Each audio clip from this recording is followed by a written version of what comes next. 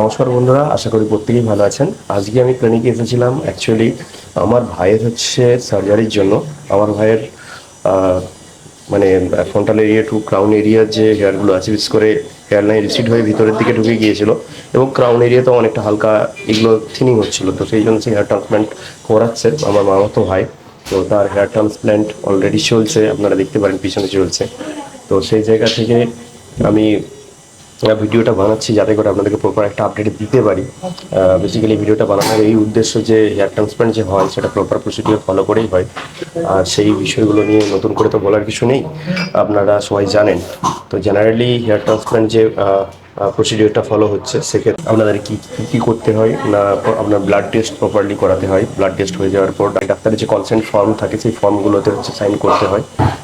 তারপরে আপনাকে hair line ডিজাইনের জন্য নিয়ে আসা হয়। হেয়ার লাইন ডিজাইন হয়ে গেলে আপনাকে কী করা হয়, বেসিক্যালি ওটিতে নেওয়া হয়। যখনই ওটিতে নেওয়া হয় সেখানে আপনার মানে ওটিতে হেয়ার লাইন ডিজাইনটা হয় বেসিক্যালি।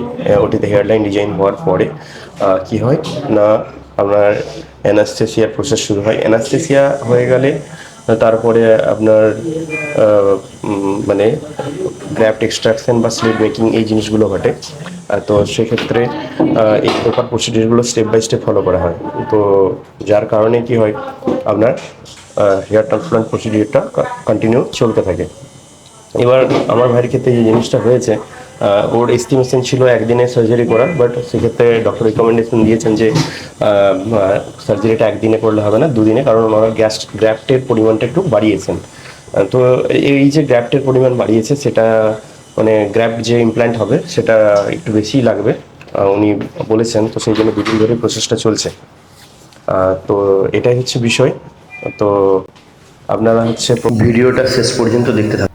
আপনারা ভিডিওতে দেখতে পাচ্ছেন আমার ভাইয়ের কি কন্ডিশন। তো জেনারেলি ফ্রন্টাল হেয়ার লাইনটা কভার করার জন্য 3400 গ্রাফটের একটা এস্টিমেশন হয়, কিন্তু ডাক্তারবাবু আমার মামার যে গ্রেড 6 লেভেল পর্যন্ত বলনেস ছিল এবং ভাইয়ের যে অনেকটাই ভিতরে রিসিড করেছে এবং যে এক্সিস্টিং গ্রাফটগুলো আছে তার কন্ডিশনগুলোকে বিবেচনা করে উনি সিদ্ধান্ত নেন যে দুদিন ধরে ট্রান্সপ্ল্যান্ট করাটাই ঠিক হবে।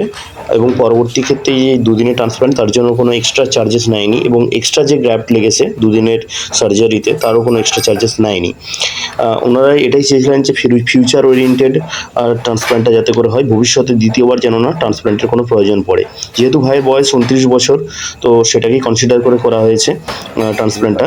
তো আমি এই ভিডিওতে স্টেপ বাই স্টেপ যা যা ফলো করতে হয়েছে সেগুলো কিন্তু আপনাদেরকে এই ভিডিওতে তুলে ধরবো। তো ভিডিওটা কন্টিনিউ দেখতে থাকুন। ডে 1 সার্জারিতে ভাইকে কী কী করতে হয়েছিল সেগুলো কিন্তু আমি আপনাদের কাছে সব কিছু এক্সপ্লেন করবো, তাই ভিডিওটা কন্টিনিউ দেখতে থাকবেন।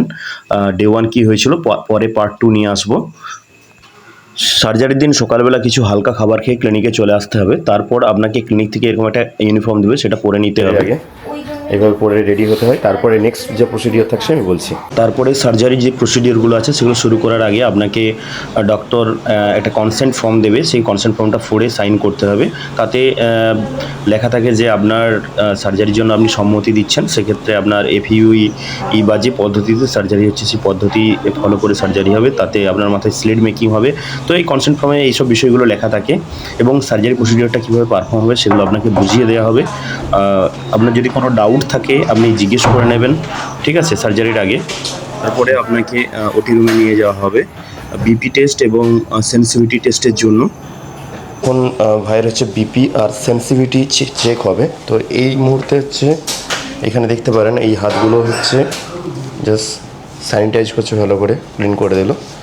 এবার এখানে সেন্সিটিভিটি টেস্ট হবে। হ্যাঁ, দেখুন, এই সেন্সিটিভিটি টেস্ট বা প্যাচ টেস্ট যে ব্যাপারটা, এটা কিছুই না। যে অ্যানাস্থেসিয়া আপনাকে দেওয়া হবে সেই অ্যানাস্থেসিয়াতে আপনার কোনো অ্যালার্জিক রিয়াকশান আছে কিনা সেটাই টেস্ট করা হয়। আপনার যে চামড়ার তলায়, সেই চামড়ার তলায় ইনসুলিন সিরিঞ্জের মাধ্যমে একটু দিয়ে দেওয়া হয়, দিয়ে সেই এরিয়াটা মার্কিং করে টাইম কখন দেওয়া হচ্ছে সেই টাইমিংটা লিখে দেওয়া হয়। তো এতে করে কিছুক্ষণ বাদে দেখা হয় আবার চেক করে যে আপনার কোনো প্রবলেম হচ্ছে কিনা। তারপর যেটা করতে হয় তার blood pressure check. BP check হচ্ছে, বিপি চেক হচ্ছে।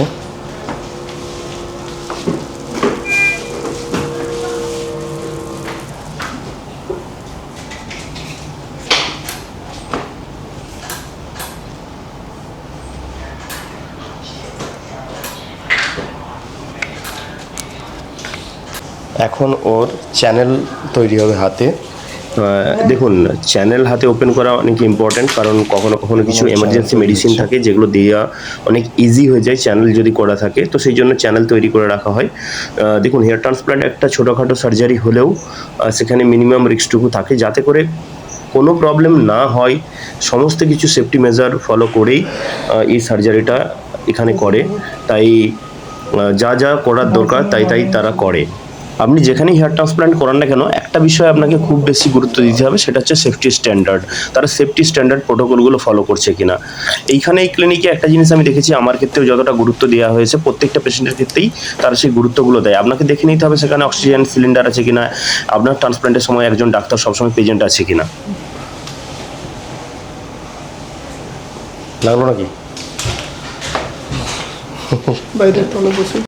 তারপরে যে পার্টটা আছে সেটা খুব খুব খুব ইম্পর্ট্যান্ট একটা পার্ট, সেটা হচ্ছে হেয়ার লাইন ডিজাইন। এই যে এখানে দেখতে পাচ্ছেন আমার ভাইয়ের ভুরুটা কোঁচকানো করা হচ্ছে। অ্যাকচুয়ালি এই জায়গা থেকে একটা জিনিস করা হয়, দেখা হয় যে আপনার অ্যাক্টিভ মাসেল কোথায় আছে, সেই অ্যাক্টিভ মাসেল পয়েন্টটাকে ফাইন্ড আউট করা হয়। তারপরে সেই অ্যাক্টিভ মাসেলটাকে অ্যাভয়েড করে আপনার হেয়ার লাইনটা ডিজাইন করা হয়। কারণ অ্যাক্টিভ মাসেলের উপর যদি আপনার গ্রাফট ইমপ্ল্যান্ট করা হয়ে যায়, তাহলে কিন্তু সেই গ্রাফট বেশি দিন সার্ভাইভ করে না।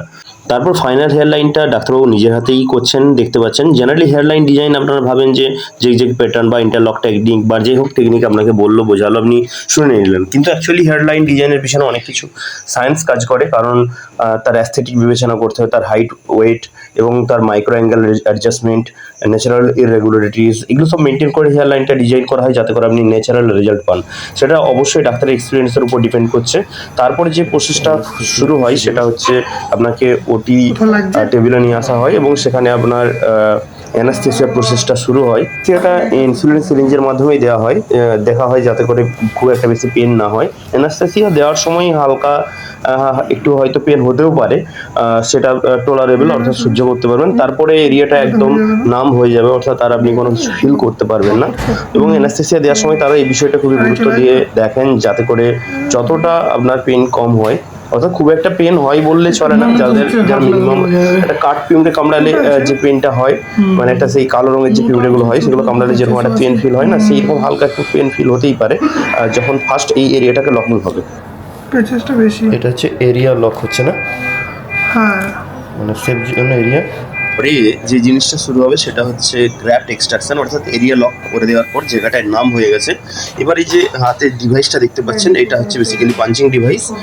গ্র্যাফট যেরকম গ্র্যাফটের রিকোয়ারমেন্ট হবে, যেমন সিঙ্গেল ফলিকুলার, ডাবল ফলিকুলার বা ট্রিপল ফলিকুলার, সেই হিসেবে পাঞ্চের সাইজ চেঞ্জ করা হয়, সেই হিসেবে ওই ডোনার এরিয়াতে পাঞ্চ করা হয় এবং ফোরসেপের মাধ্যমে সেই মানে ফলিকলগুলোকে বা গ্র্যাফটগুলোকে বের করে নেওয়া হয়। তারপরে যে কাজটা থাকে, একজন বা দুজন ডেডিকেটেড পার্সন থাকে যারা আপনার গ্র্যাফটটা এক্সট্রাক্ট করার পরে এইভাবে সুন্দরভাবে সেগুলোকে সেগ্রিগেট করে সাজিয়ে রাখে একটা ট্রে এর মধ্যে। একটা মোস্ট ইম্পর্টেন্ট কাজ শুরু হয়, সেটা হচ্ছে স্লিট ওপেনিং বা স্লিট মেকিং। সাফের ব্লেড দিয়ে প্রতিটা মানে চুলের যে অ্যাঙ্গেল হবে সেই অ্যাঙ্গেল মেজার করে গ্র্যাপটাকে প্রপার ডেপথ অফ কাট দিতে হয়, কারণ ডেপথ অফ কাট প্রপার না হলে তখন কি হবে যে আপনার গ্র্যাপটা কিন্তু পরবর্তী ক্ষেত্রে বেরিয়ে চলে আসতে পারে, স্ক্রিনের যদি প্রপার লেয়ার পর্যন্ত না পৌঁছয়। অর্থাৎ অ্যাঙ্করিং ভালো হবে না, গ্র্যাপটা প্রপারভাবে সেখানে আটকাবে না এবং ব্লাড সাপ্লাইও কম হবে। আবার যদি অতিরিক্ত গ্র্যাপটাকে ভিতর পর্যন্ত ঢুকিয়ে দেয়, অর্থাৎ কাটটা ডেপথ অফ কাট বেশি চলে যায়, সেক্ষেত্রেও প্রবলেম হতে পারে। অর্থাৎ সাবকন্টিনিউয়াস ফ্যাটি লেয়ারের নিচে যদি চলে যায়, তখন সেক্ষেত্রে সিস্ট হয়ে যেতে পারে, সিস্ট জন্মে প্রবলেম হতে পারে। তো সেক্ষেত্রে এখানে যে ডেপথ অফ কাট দেওয়া হচ্ছে, প্রত্যেকটা জিনিস প্রপার অ্যাঙ্গেল এবং ডেপথ এবং প্রেসার ম্যানেজ করে দেওয়া হচ্ছে। তো যেটা গ্র্যাফটকে সার্ভাইভ করতে অনেক বেশি সাহায্য করবে। ঠিক আছে, দেখতে পাচ্ছেন গ্র্যাফট কাট কীরকম দেওয়া হয়েছে। এরপরে যে জিনিসটা হবে, দেখুন স্ক্যাল্পের মধ্যে গ্র্যাফটকে প্লেস করে দেওয়া হয়েছে, সেই গ্র্যাফট একটা একটা করে তোলা হচ্ছে এবং স্লিটের মধ্যে ফোরসেপের মাধ্যমে মানে স্লিটটাকে ওপেন করে সেখানে বসিয়ে দেওয়া হচ্ছে একটা একটা করে গ্র্যাফট। তো এরকমভাবে ট্রান্সপ্ল্যান্টটা চলবে। প্রথম দিনে যে ট্রান্সপ্ল্যান্টের সময়টা লাগে অলমোস্ট ধরতে পারেন 7 থেকে 8 ঘন্টার কাছাকাছি লাগতে পারে, এবং দ্বিতীয় দিনেও প্রায় সেম এরকম, কারোর ক্ষেত্রে 2 দিন মিলিয়ে 16 থেকে 20 ঘন্টার মতো সময় লাগতে পারে। আমার ক্ষেত্রে প্রায় এরকম 19 থেকে 20 ঘন্টায় প্রায় টাইম লেগেছিলো, 18 থেকে 20 ঘন্টার মতো টাইম লেগেছিলো। তো এই যে প্রসেসটা, এটা খুব সময় সাপেক্ষ এবং ধীর স্থিরভাবে করতে হয়। এই ট্রান্সপ্ল্যান্ট প্রসিডিওরটা তাড়াহুড়োর মাধ্যমে করলে হবে না, কারণ এইটা একটা মেডিকেল আর্টিস্টিকভাবেই পুরো ট্রান্সপ্ল্যান্টটা কমপ্লিট করতে হবে, যাতে করে লুকটা একদম ন্যাচারাল আসে। কারণ প্রত্যেকটা গ্র্যাফটের অ্যাঙ্গেল অ্যাডজাস্ট করা খুব দরকার আছে, মাইক্রো অ্যাঙ্গেল অ্যাডজাস্টমেন্ট খুব ইম্পর্টেন্ট। সেই সিড মেকিং থেকে সেই কাজটা শুরু হয়, তারপরে প্রপারলি গ্র্যাফটকে খুব আলতোভাবে হ্যান্ডেল করতে হয়, ফোর্সেপ দিয়ে ধরে ধরে বসানো। ঠিক আছে, এখন এই যে প্রসেসটা হয়, এই প্রসেসটা কমপ্লিট হয়ে যাওয়ার পর, অর্থাৎ গ্র্যাফট ইমপ্ল্যান্ট হয়ে যাওয়ার পর দেখতে পাচ্ছেন গ্র্যাফটকে কীভাবে আস্তে আস্তে আস্তে ধরে ধরে ধরে একটা একটা করে নিয়ে নিয়ে সেই স্লিটের মধ্যে ঢুকিয়ে দেওয়া হচ্ছে। ভালো করে দেখুন, একটা একটা করে স্লিট ধরছে, এই গ্র্যাফট ধরছে, ধরে স্লিটের মধ্যে ঢুকিয়ে দেওয়া হচ্ছে। তো এইরকমভাবেই গ্র্যাফটগুলোকে ইমপ্ল্যান্ট করে। আর এই গ্র্যাফট যত মানে ভালোভাবে হ্যান্ডেল করবে, কারণ এক্সপিরিয়েন্স হাতে করতে হবে, ভালোভাবে হ্যান্ডেল করলে তবেই সেই গ্র্যাফট সারভাইভ করবে।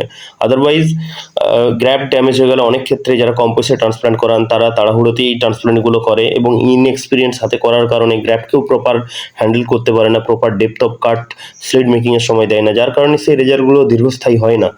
আর সবথেকে বড় কথা, আপনারা ভাবছেন হয়তো গ্র্যাফট এক্সট্রাক্ট করে বাইরে রেখে দিয়েছে, না, স্ক্যাল্পের যেরকম টেম্পারেচার একটা আছে, সেই টেম্পারেচারের মধ্যে গ্র্যাফট যেভাবে সার্ভাইভ করে, সেরকমই এই গ্র্যাফটকে এক্সট্রাক্ট করেই সাথে সাথে একটা মেশিন আছে, সেই মেশিনের মধ্যে ঢুকিয়ে দেওয়া হয়, যেটা গ্র্যাফটের যে টেম্পারেচার আছে সেই টেম্পারেচার ম্যানেজ করে ইজিলি গ্র্যাফট সার্ভাইভ করতে পারে। উইক ফিল করছিস? দুর্বল লাগছে? দুর্বল না, তাহলে কী প্রবলেম হচ্ছে? একটু শুতে হবে। ঘুমাতে হবে, তাই তো? ঠিক আছে। এই যে রুমটা দেখছেন, এটা হচ্ছে পেশেন্টের থাকার রুম। এই আমার ভাই, ওর হেয়ার ট্রান্সপ্ল্যান্ট হয়েছে।